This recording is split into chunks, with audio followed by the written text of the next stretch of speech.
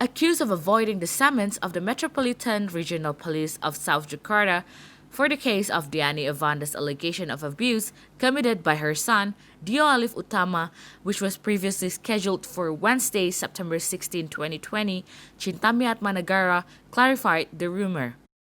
Chintami, through her attorney, Yasmin Surahman, emphasized that her client did not intend to avoid the police summons to her client as a witness. This is due to Chintami's gum health condition, which deteriorated on the same day. Previously, Yasmin also confirmed that her behalf will reschedule the investigation. Tapi pada hari itu kami menyampaikan surat. Nah, ini surat yang kami kirim ke Polres Jakarta Selatan yang isinya minta penjadwalan ulang. Begitu. Ini ada penerimanya, ini tanda terima ya. Ini tanda terima, ini kopi surat, ini tanda terima, sudah diterima oleh seseorang yang bernama Pak Gito pada tanggal 16 bulan 9 tahun 2020. Nah, isi surat ini menyatakan kita meminta penjadwalan ulang. Kenapa penjadwalan ulang? Karena pada tanggal 15 September, Ibu Chintami baru saja menjalani operasi gusi, gitu. Operasi ini kan sudah direncanakan ya sebelum kita terima panggilan, gitu kan. Nah, jadi karena udah direncanain, terus kalau kita mundurin lagi, ini kan bermasalah ya, nggak enak ya, gusi, nggak bisa makan, nggak bisa ngomong, gitu kan. Memang di sini surat keterangan 2 hari ya, 16, 17, gitu. Nah, dalam surat saya minta dijadwalkan ulang. Saya sebutkan tanggal memang, tapi saya juga bilang dalam surat saya, atau kalau tidak bisa pada tanggal yang saya minta, maka boleh kapan saja sesuai dengan waktunya penyidik, seperti itu. Jadi ini udah beres ya, artinya kita tidak mangkir, kita melakukan penjadwalan ulang, seperti itu.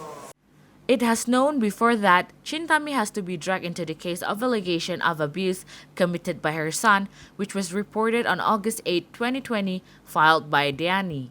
It has been revealed that Diani admitted to being beaten and dragged out of the house after being involved in a long bickering.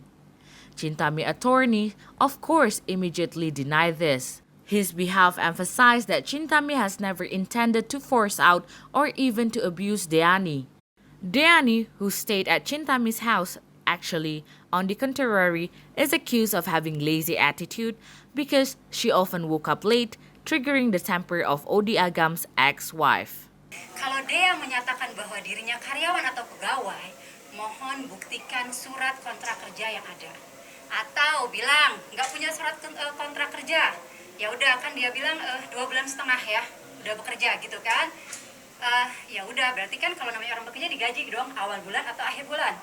Punya nggak sih bukti transferan itu kalau dia bekerja selama 2,5 bulan kami gaji gitu. Di sini Dea benar-benar awalnya tinggal di rumah Chintami Atmanegara karena kebaikan hati Chintami untuk memberikan tumpangan gitu. Dan di awal nih kalau dibilang Dea diusir gitu kan, sadis sekali ya. Chintami Atmanegara mengusir karyawannya sendiri, wah sadis banget tuh. Saya kasih tahu di sini sejak awal ada kesepakatan atau perjanjian. Chintami sudah menjelaskan, Dea, kamu boleh tinggal di sini di kamar penjahit, tapi hanya selama penjahit saya di kampung. Kalau sudah normal, tidak PSBB lagi, penjahit saya balik, Dea harus cari tempat tinggal. Nah, pada tanggal 30 Juli, Chintami memberitahu kepada Dea dengan baik-baik. Nah, saya juga menjelaskan di sini. Dinyatakan katanya terjadi dugaan penganiayaan itu pada tanggal 30 Juli. Ini perlu saya lurusin di sini. Tanggal 30 Juli tidak ada kejadian yang dibilang dugaan penganiayaan itu. Tanggal 30 Juli adalah hari di mana Dea diminta mencari tempat tinggal lain dengan baik-baik, bukan diusir. Dia bilang kan diseret. Bahasanya itu nggak diseret. Kenapa sampai kita pasti panggil security? Kenapa Ibu Chintami mesti panggil security?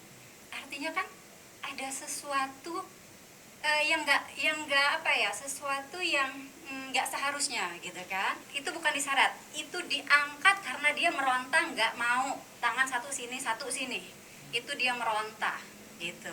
Sehingga kalau dibilang katanya badannya ada punggungnya yang biru lah, sakit lah, karena memang dia menjatuhkan diri di tangga ya, dia namanya meronta dipegang kan kejedot-jedot.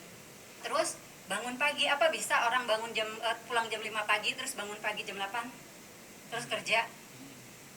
Nah, kita nih punya banyak saksi loh di rumah itu yang memang menyaksikan bahwa Dea tidak pernah bangun pagi. Dea harus digedor kamarnya baru bangun. Pembicaraan baik-baik itu sudah berkali-kali ya diomongin ke Dea ya. Tapi Dea itu kalau diajak ngomong kayak nyolot gitu jawabnya. Kan nggak pantas, kan udah dewasa.